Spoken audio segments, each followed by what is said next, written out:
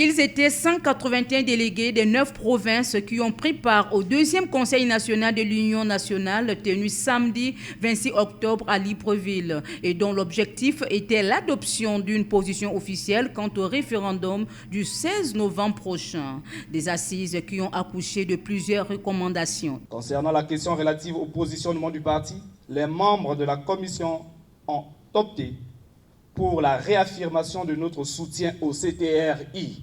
En évoquant l'implantation du parti, les délégués ont estimé que le parti doit renforcer ses stratégies de mobilisation sur toute l'étendue du territoire national.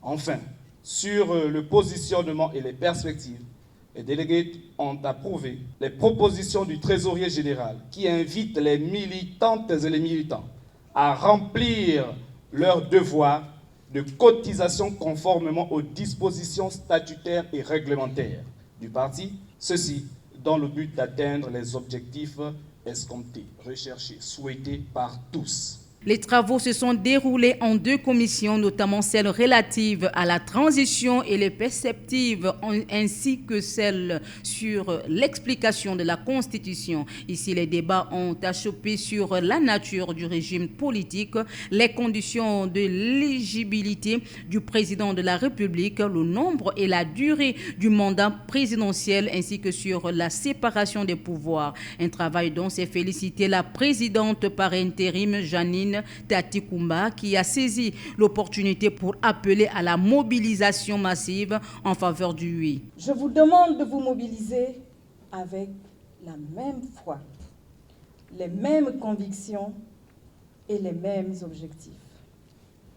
Je vous demande de voter et faire campagne en faveur du projet de constitution soumis à la sanction du peuple souverain. En disant cela, je vous invite clairement à voter pour le oui. L'Union nationale a réitéré son soutien au CTRI, Comité pour la transition et la restauration des institutions pour le coup de libération du 30 août 2023, qui a contré la fraude électorale, son cheval de bataille depuis 2009.